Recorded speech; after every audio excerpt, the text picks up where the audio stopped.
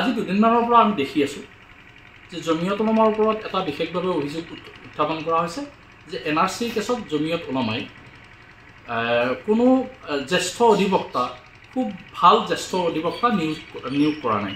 এই কথাটো বাৰম্বাৰ উত্থাপন হৈছে, আমি দেখি আছোঁ ছ'চিয়েল মিডিয়াত। কিন্তু আমি যিসকলে এই কথা উত্থাপন কৰিছে তেওঁলোকক আমি অনুৰোধ জনাইছোঁ, তো তেওঁলোকে আচলতে ৰেকৰ্ড চাওক। বিশেষভাৱে কাছিম তালুকদাৰ নামৰ এজন আব্দুল কাছিম তালুকদাৰ নামৰ এজন এডভোকেট, যি আমাৰ জমিয়ত লিগেল চেলৰ তেওঁ সদস্য মাত্ৰ, আৰু তেখেতে এই অভিযোগ উত্থাপন কৰিছে যে জমিয়তে কোনো ছিনিয়ৰ উকিল নিযুক্তি দিয়া নাই। এটা কথা চাওক, তেওঁ মাত্ৰ আমাৰ জমিয়ত লিগেল চেলৰ মই আহ্বায়ক, জমিয়ত লিগেল চেলৰ তেওঁ এজন সদস্য।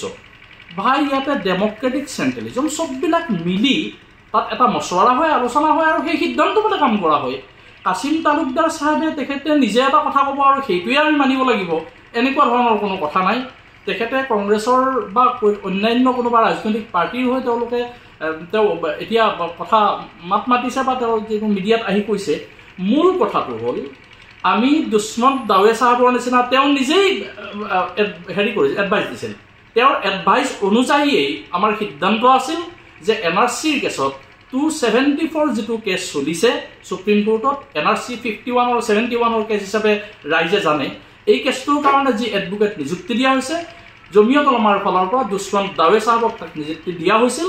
আৰু তেখেতে নাজানে এই কথা, তেখেতে এই কথাখিনি নাজানে, কাৰণ তেখেতে কোনো মিটিঙতেই নাহে, তেওঁলোকে কোনো আলোচনাতেই ভাগ নলয়।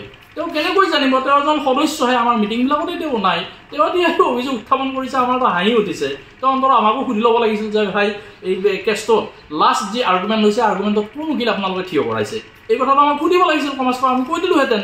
দুষ্মন্ত দাৱে চাহাব আমাৰ আছিল, কপিল চিব্বালৰ কথা তেওঁ বাৰম্বাৰ কৈছে। ভাই কপিল চিব্বালোতো আমাৰ উকিল আছিল, কপিল চিব্বালো জমিয়ত। আমি যি 71 পক্ষত যিখিনি মানুহে আমাৰ তাতে আয়া ফাইল কৰিছিল, আমি গোটেইখিনি যিখিনি উকিল আছিল, এক গ্ৰুপ অফ এডভোকেটছ, তেওঁলোকে লগ হৈ কোনে কোনটো পইণ্টৰ ওপৰত কথা পাতিব সেই হিচাপে কথা পতা হৈছে।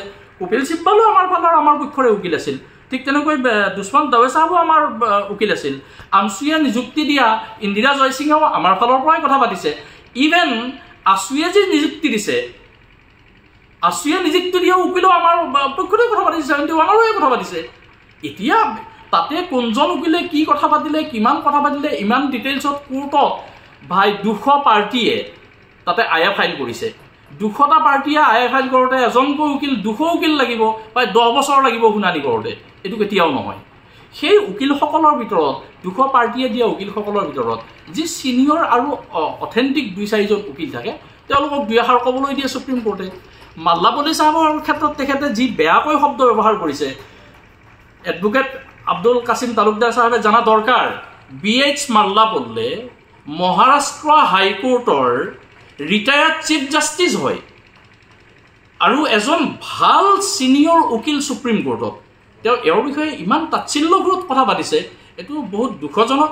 আব্দুল কাছিম তালুকদাৰক মই অনুৰোধ জনাইছোঁ, আপুনি যেনেধৰণে কথা পাতিছে মাল্লাপল্লী চাহাবৰ ক্ষেত্ৰত, যিটো BH মাল্লাপল্লী চাহাবৰ ক্ষেত্ৰত যিটো তেওঁ ন্যায়াধীশ আছিল, এজন চিফ জাষ্টিছ বম্বে হাইকোৰ্টৰ, আৰু গোটেই দেশৰ, আমাৰ গোটেই ভাৰতবৰ্ষৰ ডাঙৰ চিফ এখন উচ্চ ন্যায়ালয়ৰ চিফ জাষ্টিছ আছিল, সকলোৱে সন্মান কৰে। তেওঁৰ প্ৰসংগত আপুনি এনেকৈ কৈছে, এই কোন এজন সাংবাদিকে তেওঁৰ ইণ্টাৰভিউ লৈছে, আব্দুল কাছিম তালুকদাৰক কৈ আছে এৱাৰ।